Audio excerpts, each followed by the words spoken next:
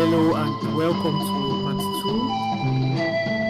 of the part 2 which I am going to be presenting. Don't forget to subscribe as we move on with the unfolding scenes of this beautiful work.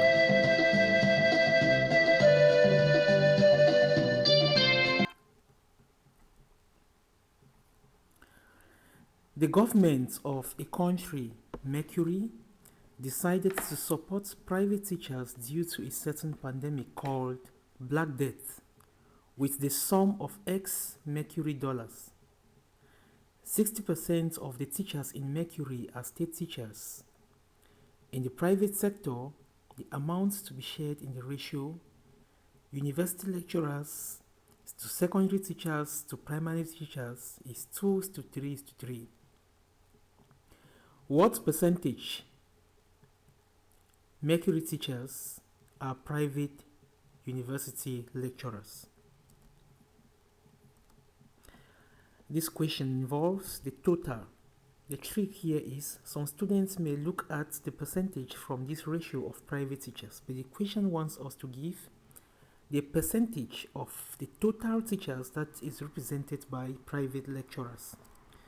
So for private teachers, the percentage is 40%, and of these, we have a quarter of them who are lecturers. So the percentage representing private lecturers is 10%. B. If the private university lecturers received $2.5 billion Mercury dollars, find the amount X that was shared. Let the total amount that was shared be A or X.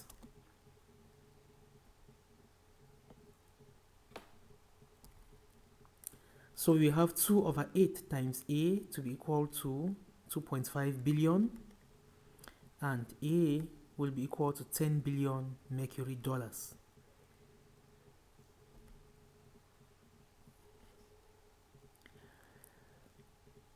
Miss Amanda is a private secondary teacher and there are 50,000 private secondary teachers. How much will she receive in Mercury dollars? Here we have to note that for the secondary lecturers or secondary teachers rather, the amount that is given to them will be shared to these 50,000 representing their population. So of this 10 billion, we have 3 over 8 times 10 billion giving us what all of them will receive in total, but each person will receive this amount divided by 50,000, and that corresponds to Miss Amanda's share, which is 75,000 Mercury dollars.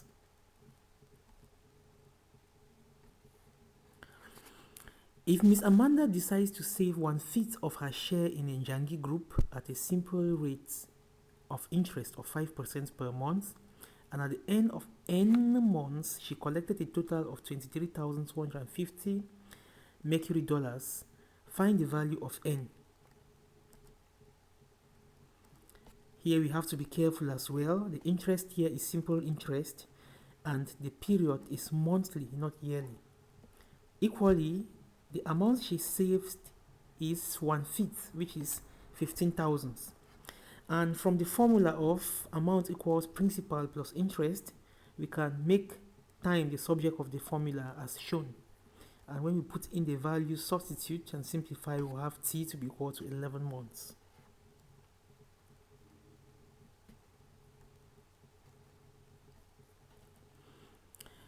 The second part of question 1. A polynomial p of x is expressed as a product of its factors. P of x equals x minus 1 times ax plus b. Find the values of a and b given that p of 0 equals minus 5 and x minus 3 leaves a remainder of 12. So here we have to form the two equations and solve for the unknowns using the factor and remainder theorems. P of 0 equals minus 5 implies 0 minus 1 times 0 plus b equals minus 5, and that gives us b to be equal to 5. Secondly, we know that x minus 3 leaves a remainder of 12, so x is equal to 3 and p of 3 will give us 12. Substituting, we'll have 3 minus 1 into 3a plus b equals 12. Simplifying, we'll have a value of a to be 1/3.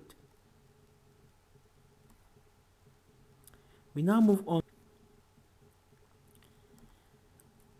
Triangle XYZ has vertices at A, B, and C. ABC is rotated through 90 degrees clockwise. What type of triangle is ABC, and in which quadrant will the image be? Actually, triangle ABC is a right angle triangle. You can actually sketch and see how it will look like as shown. So that's a triangle ABC. You can see that's a right angle triangle. And the image, when reflected or when rotated by 90 degrees clockwise, it will move from first quadrant to fourth quadrant. So the image will be in the fourth quadrant.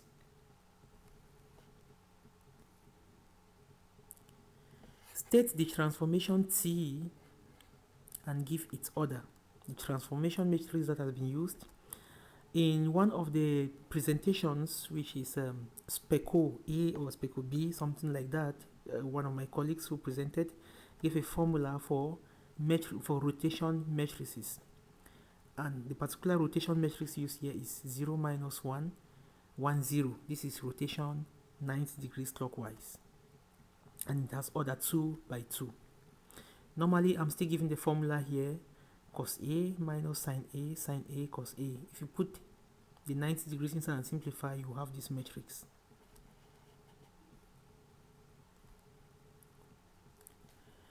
Find the coordinates of A prime, B prime, C prime, which are the images of A, B, and C. Here we can do it very fast by multiplying using the rotation matrix, and we have the coordinates of the images as shown. You can equally do it graphically. However, doing it by matrix is faster. So we have A prime is minus 4, 1, B prime minus 1, 1, and C prime minus 1, 4.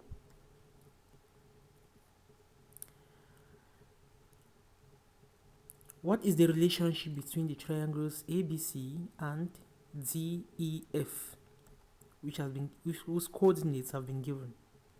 It is best to sketch this particular part of the equation. So let's look at what we have there. I already sketched for ABC. Now let us sketch DEF on the same paper. We have DEF as shown. Note that the points C and D coincide.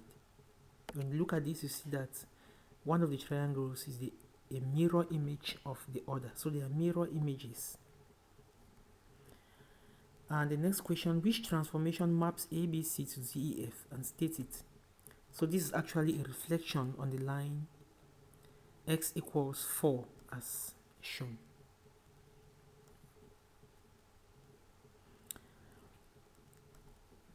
We now move on to the second part of question 2. Below is the graph of a quadratic function f of x. Copy and complete it, knowing that x equals 2 is the axis of symmetry. Recall that the axis of symmetry is that line that divides a quadratic into two equal parts. And here, we just have to reflect on that line. When we reflect this curve on that line, we have the other half as shown, because it is symmetrical. The next thing is to state the equation of the curve in factorized form. We have y equals the product of x minus 1 and x minus 3. Other students can write it as x minus 1 times x minus 3 equals 0, which is okay. State the roots of this equation. At y equals 0, the roots will be x equals 1 and x equals 3. Anyway, these are the x-intercepts. When we ask for the x-intercepts, it means the same thing. State the maximum turning point. A point consists of the x value and the y values. The maximum turning point, as you can see, that's a hill that we have, occurs when x is 2 and y is 1.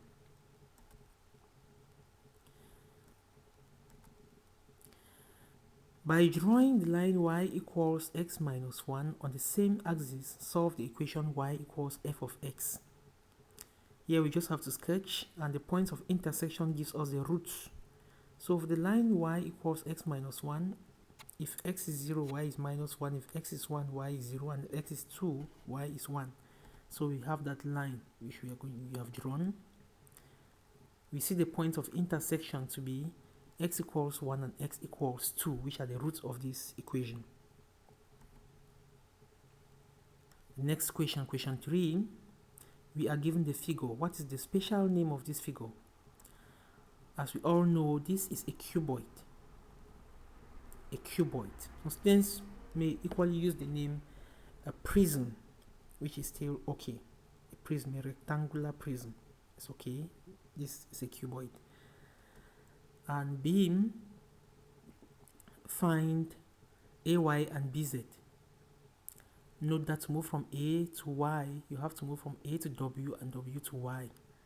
Actually, since these lines are parallel, that is AY and BX, we know that from A to W is the same as C, and from W to Y is the same as X to Z, which is B.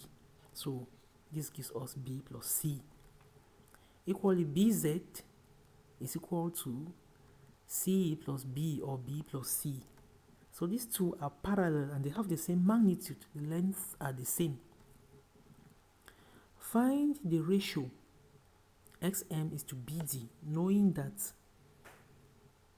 ZM is 2B.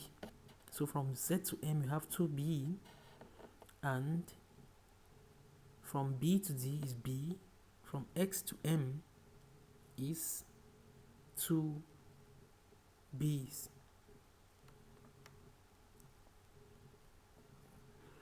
So if from Z to M is equal to 2 B's, then the total distance from X to M will be 2 B's plus 1 B, which is 3 B's. And this will give us 3 B's is to 1 B. So the ratio will be 3 is to 1. That is the ratio. 3 is to 1. And the value of AD, if you look very well, you see that ABD forms a right angle triangle, and since A is equal to 3 and B is 4, that gives us the value of AD to be equal to 5. Then we have to find the volume of this figure. The volume of this figure is length times width times height. That gives us 96 cubic units. Finally, what is the bearing of D from A? Looking at D and A, they are at right angles. And we consider our A, that is from B to A, to be equal to the north. So this angular displacement from A now to D is actually 90 degrees. So the bearing is 90 degrees, but note, bearings must be written using 3 figures. So I cannot write 90 degrees, I have to write 0, 90 degrees. This is where some students make some mistakes as well.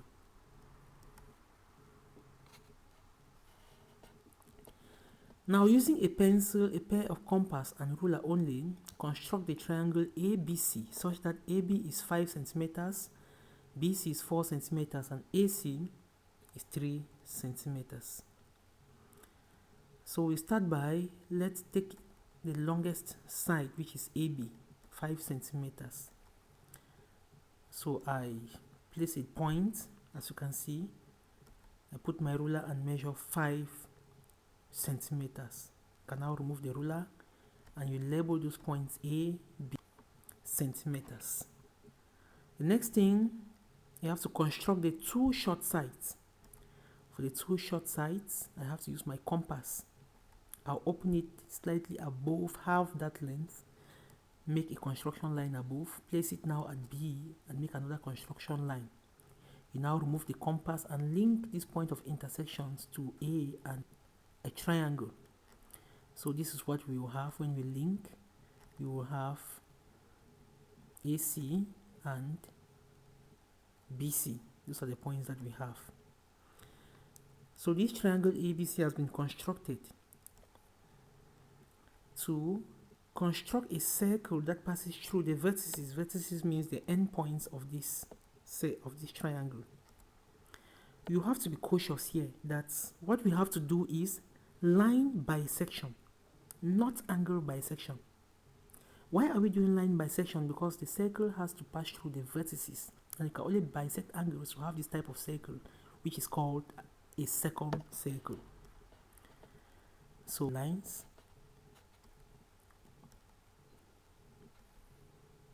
I place my compass at B and open half above that, make that circle as shown, that's arc as shown. I place that A and do the same, and now link the points of intersection as shown. I'll place now my compass at C, open it, and equally make another arc. I'll link the point of intersection of these two arcs. Remember that the one at A was actually large, so I will not be repeating or wasting time. We now see the point of intersection of these two straight lines gives us the center of the circle we are going to draw. We now link this center to one of the endpoints, and that gives us the radius of the circle, which we now draw. The next thing is to measure the radius of this circle. I use my ruler, I place my ruler at the center of the circle to one end of the circumference, and that radius of the circle gives me 2.5 centimeters, and this type of circle is called a circumscribed circle or a circumcircle. Question 4.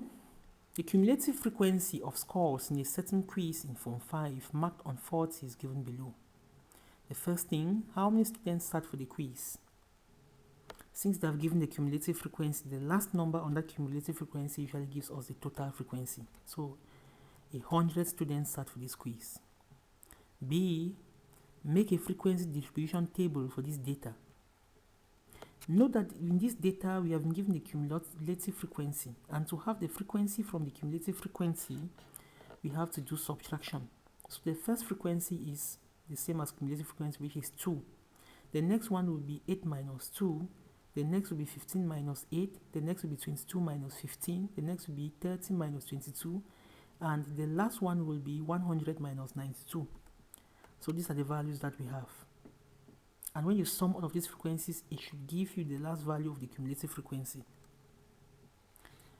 Now the next thing is to state the class size, the modal and median class of the data. If you look at the data, you have from 1 to 4, 5 to 8, and so on. You can get the class size by counting. From 1 to 4, you have 1, 2, 3, 4. So the class size is 4. You can equally use 5 to 8, 5, 6, 7, 8. So it's 4. Then the modal class. The modal class is the statistic with the highest frequency, not the highest cumulative frequency. The highest frequency here is 25. And it corresponds to which class? Corresponds to the class 29 to 32. So the modal class here is 29 to 32. And the median class, we use the cumulative frequency, which is here. A half of 100 is 50. When we move up to 21 to 24, you look at the cumulative frequency, it's not yet up to 50. But when you move from 25 to 28, you see that it has crossed 50. So it therefore means the median class occurs at 25 to 28. The next thing is to use the mid-class values to calculate the mean to the nearest whole number. For the mid-class values, take the ends, the average of the ends of the score. So you have 1 plus 4 divided by 2, 2.5. 5 plus 8 divided by 2, 6.5. Right down to 37 plus 40 divided by 2, which is 38.5. Then we now multiply each frequency by its mid value. So 2 times 2.5, 6 times 6.5, and so on, and we have those values. When you sum all of it, you have 2,418. And the mean will be given by this 2,418 divided by the total frequency, which is 100. That gives us 24 because it's set to the nearest whole number. The next thing is to look for the standard deviation. For the standard deviation, we need to take each score, subtract it from this mean, square it, and multiply by frequency.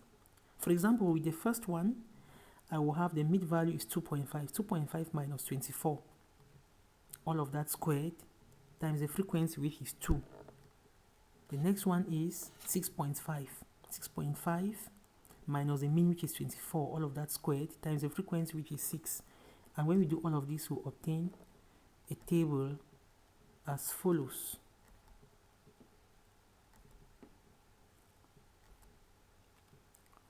We obtain a table as shown. Okay, now two quantities x and y are such that x is inversely proportional to the square of y.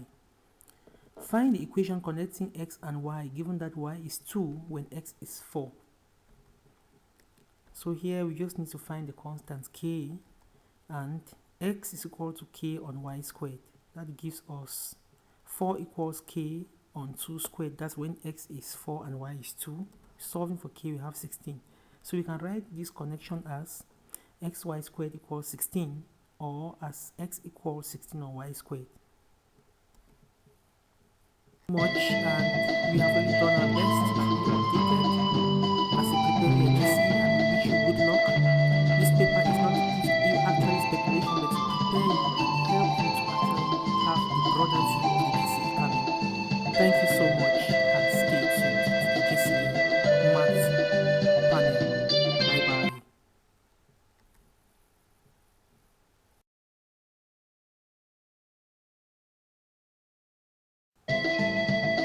Don't forget to watch lecture and to subscribe.